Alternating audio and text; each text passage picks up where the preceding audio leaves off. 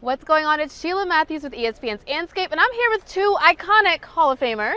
We have an NABJ Hall of Famer and a basketball Naismith Hall of Famer. That's pretty big. Yeah.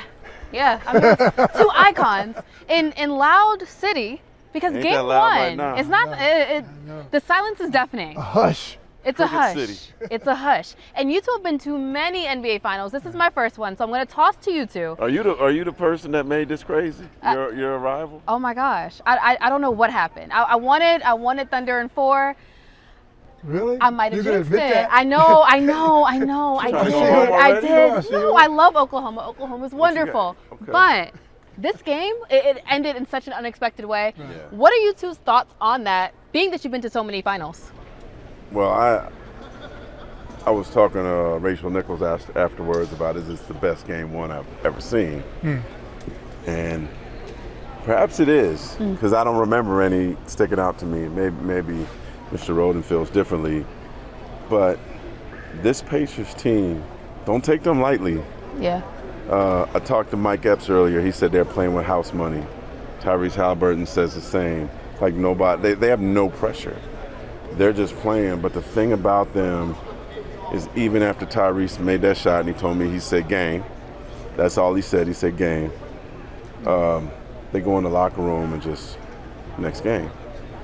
They're bitter. They're angry at us, the media. They're angry at the world. They're angry at social media. Right. They basically feel like they've been disrespected since they went to the Eastern Conference Finals last year, and now they're kicking butt and taking names.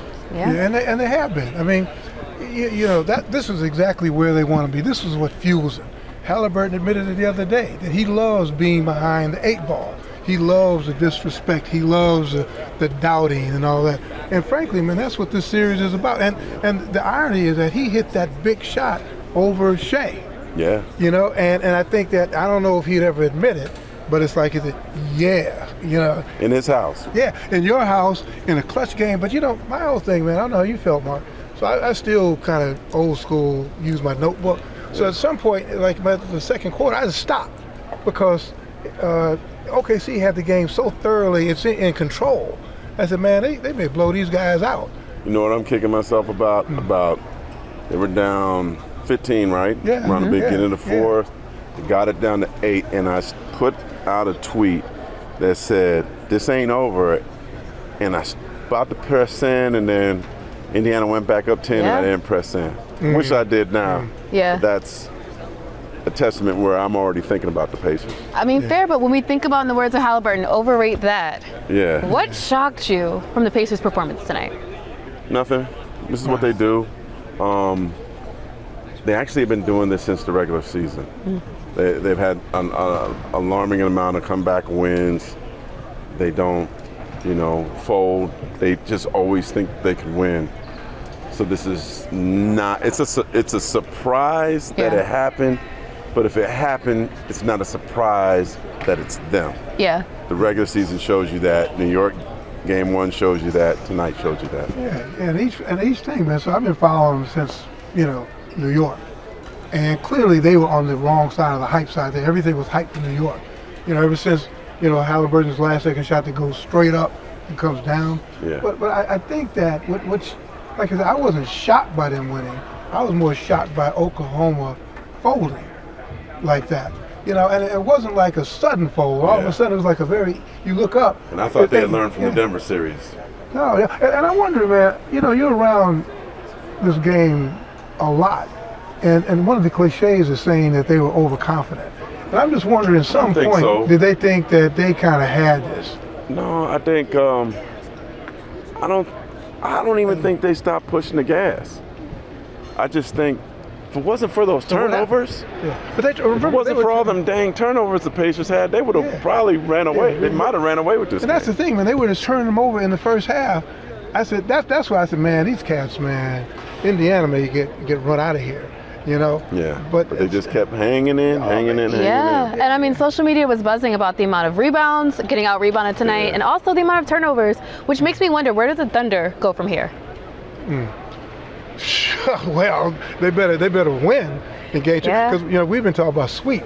It may be a sweep the other way if they do not take game 2. And remember, they did the same thing to the Knicks. The Knicks lost game 1 and that. Well, we're going to take game 2. Well, they didn't take game 2 either. So I think if these guys do not take game 2, we may have a sweep, but it may be the wrong. Because going back to Indiana, man, I think it's going to be insane. That's going to be nuts. Because, I'm not even going to get ahead and talk about what Indiana will be like. We'll get there. Yeah. We'll see. We'll worry about Sunday. Yeah. But as crazy as it might sound, Sunday's a must-win for the Thunder. Yeah. Absolutely. They have to win. Absolutely. Because you'll see the video on social media later what it was like in their Pacers arena tonight. Like they're ready. They've been ready to celebrate an NBA title for decades. Yeah, and speaking of atmospheres, it's my first OKC game, especially a home game. No, this is last question is yours. Yeah, so it was I fun. want to know what you think. Yeah. I see why they call it Loud City. It was so loud. I've never seen anything like it. And you could have counted the Pacers fans in here on one hand. You saw like five yellow shirts. That was about it. There was a big group of them up there. You might have missed them. In the nosebleeds. Yeah, they didn't want to get embarrassed, so they bought. Simon, the owner of the Pacers, actually flew in. Everybody working full time for the Pacers. Oh, that's beautiful. So they had the worst seats in the house, but he flew them in. But they had the best night. And I heard them when the game was over. Yeah. Oh yeah. Because they were chanting, "Let's go Pacers." Yeah. But you loved it. I loved it. It was great. The atmosphere was contagious. So I'm really excited for the rest of the series. Yeah. And I'm also excited because we have an off day coming up. Uh-oh. So what are y'all getting into in Oklahoma City? Are you kidding? Yeah. Sleep? Yeah. Well, today I went over to the. Ralph Ellison is a great African-American writer. So I went over to the Ralph Ellison library today.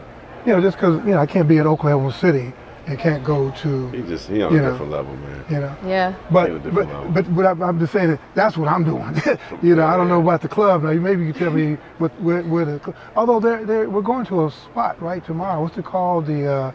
Black Walnut. The Black Walnut. Yeah. For breakfast and a chat. But it's in sort of what used to be a thriving, kind of hip black part of town in Oklahoma City. Okay. So put me on game. Yeah, but we're going in the morning. We are.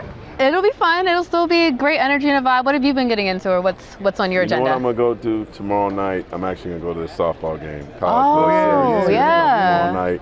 Yeah. There's a deciding game 3. Yeah. I'm trying to get a hookup on some tickets. That's fire. As for me, I've learned that Oklahoma City is not exactly walkable, so I've been getting my steps as I try to find coffee in the morning and food. Really? Okay. Well, I'll take your suggestion. So that's how I'll spend my off day. And we will see you soon for our next talk back at Black Walnut, and see you for game 2.